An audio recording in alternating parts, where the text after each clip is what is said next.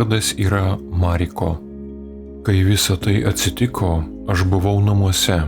Aš sirgau ir tada pajutau, jog iš mano kūno išeina visa energija. Buvo toks jausmas, kad mane kažkas labai stipriai spaudžia ir man buvo labai sunku kvėpuoti, tarsi būtų kažkas sunkaus ant mano krūtinės. Galų gale atėjo momentas, kai pagalvojau, jog viskas, aš daugiau nebegaliu kovoti su tuo svoriu ant krūtinės ir aš pasidaviau. Ir kaip tik tuo momentu pagalvojau, jei aš pasiduosiu, tai tikriausiai aš mirsiu. Aš nejaučiau jokios baimės ir tiesiog viską paleidau. Ir pirmoji mintis man buvo netgi kažkiek keista, nes pagalvojau, nekvėpuoti yra žymiai geriau negu kvėpuoti. Ir tuo metu aš pasijutau neįtikėtinai gyva. Aš aiškiai išgirdau, jog mano širdis nustojo plakti. Tada priešais save išvydau link manęs artėjančią neįtikėtiną šviesą, kuri darėsi vis ryškesnė ir aš atsidūriau šioje šviesoje.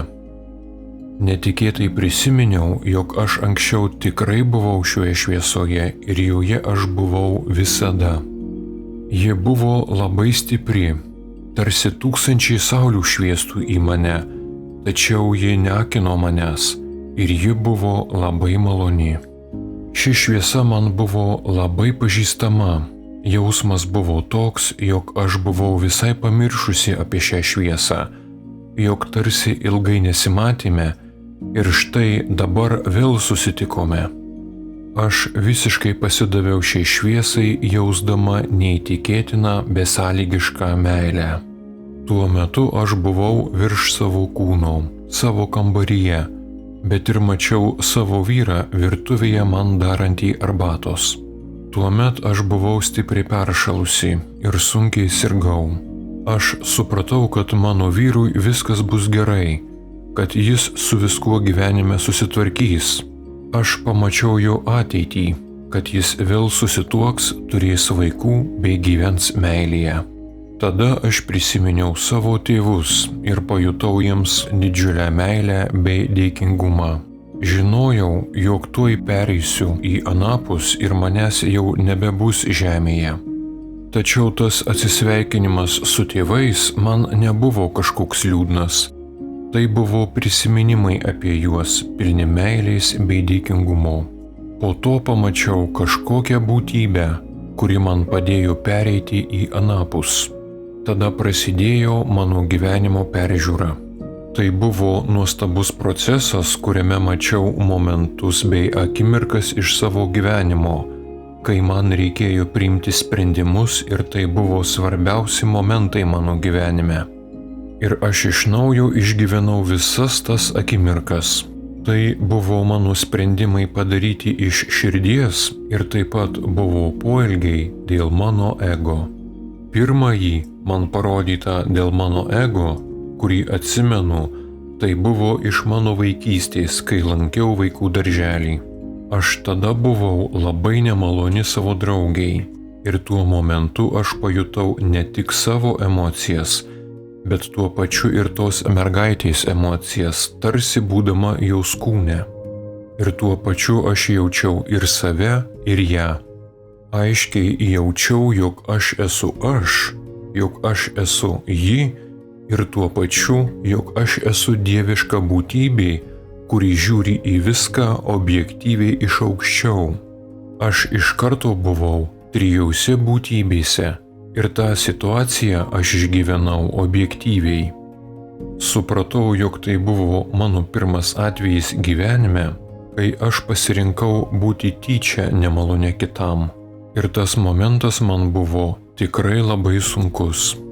Tačiau ne dėl to, kad aš būčiau kažkaip teisiama ar smerkiama, ar būtų Dievas supykęs ant manęs.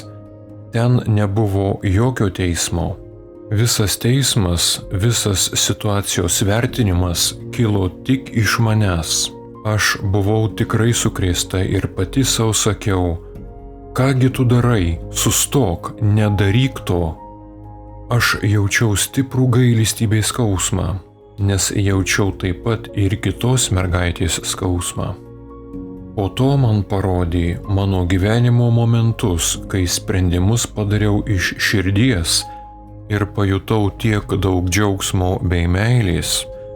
Aš pamačiau, kaip anoje pusėje šie mano poelgiai sukėlė džiaugsmo bei meilės bangą. Ir tas džiaugsmas buvo intensyvus bei neįtikėtinas. Mums žmonėms yra tikrai sunku suprasti, kiek daug meilės sukelia mūsų geri poelgiai.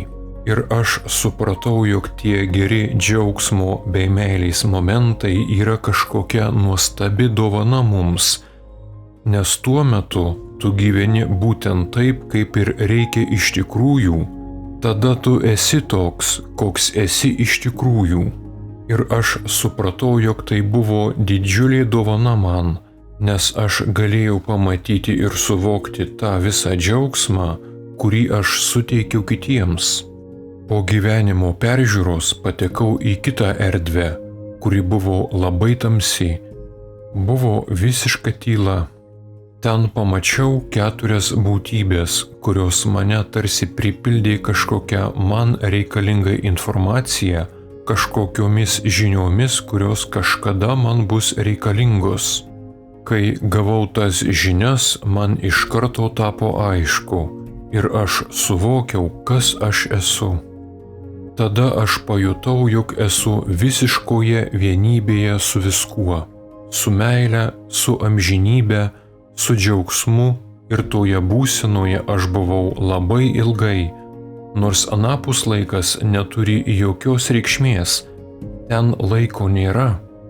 Aš patyriau vienybės, džiaugsmo bei nuolat didėjančios palaimos būseną ir supratau, štai kokie mes esame iš tikrųjų. Tada pamačiau didėjančią šviesą ir kažkokį siluetą skriejantį per šią šviesą. Tai buvo mano dalis, kuri pritapo prie manęs mano gyvenimo žemėje metu. Toji dalis manęs praėjo pro šviesą ir išnyko. Aš buvau vienybės bei meilės būsenoje. Ir tuo metu visos mintys bei suvokimas apie mane kaip Mariko išnyko. Išnyko mano vardas, mano identitetas, išnyko viskas, ką anksčiau apie save aš galvojau. Ir tuo metu aš buvau būtent tokia, kokia aš esu iš tikrųjų. Visa mano žmogiškoji prigimtis, mano gamta, visas žmogiškumas išnyko. Tiesiog išnyko visa mano žmogiškoji istorija. Aš pasijutau būtent tokia, kokia esu iš tikrųjų. Ir ne tik aš tokia esu, jūs visi esate tokie patys. Aš esu begalinė sąmonė, begalinė meilė, begalinis džiaugsmas ir begalinė palaima ir begalinė ramybė. Ir tai yra mūsų tikroji prigimtis.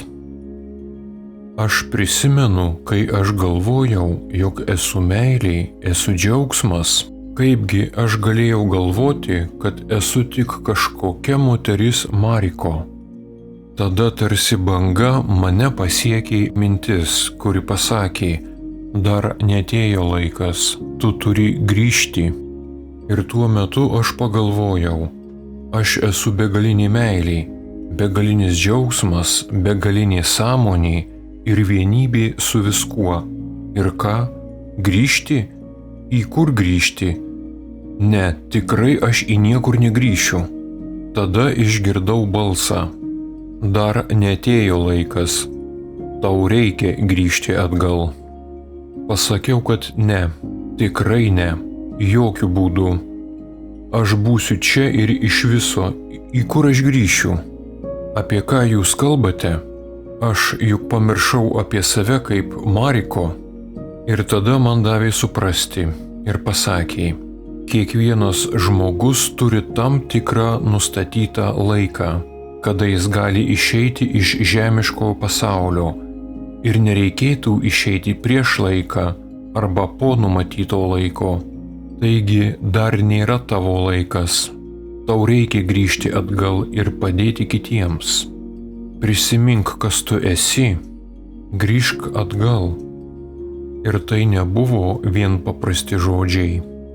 Toks įspūdis, jog šie žodžiai mane pilnai pripildė ir tai buvo dieviška išmintis. Prisimink, kas tu esi, grįžk atgal ir padėk žmonėms. Ir tada aš susitaikiau, kad grįšiu atgal ir padėsiu žmonėms. Nors aš nelabai suvokiau, ką tai reiškia. Ir kai aš susitaikiau su tuo, aš net pasimečiau, nes nesupratau, į kur man grįžti, kaip tas visas grįžimas vyksta. Ir tada pasakiau, kad negaliu grįžti, nes aš nežinau, kaip grįžti. Ir tada kažkokia jėga su milžinišku greičiu mane nešė per visą visatą. Ir staiga aš pasijutau savo kūne. Ir atsimenu, jog labai stipriai įkvėpiau. Ir pajutau, jog mano vyras delnais pliaukši man per veidą ir išsigandęs garsiai šaukė: Mariko, Mariko! Kai atsigavau, vyras manęs paklausė, kas man nutiko, ir pasakiau jam: aš miriau. Jam papasakojau viską, ką aš mačiau. Vėliau visą tai pasakojau ir kitiems žmonėms. Visa tai man nebuvo lengva. Iš tikrųjų, užtruko labai ilgai tam, kad viską suvokčiau ir suprasčiau ir sudėliaučiau savo gyvenime. Buvau labai pasimetusi. Mano žmogiškoji prigimtis tiesiog pasimetė. Nežinojau, kaip man gyventi kaip žmogui. Man atrodė, kad aš išprotėjau. Tačiau galų gale aš suvokiau, ką reiškia. Prisimink, kas tu esi, ir padėk kitiems žmonėms. Ir tai tapo mano gyvenimo užduotimi.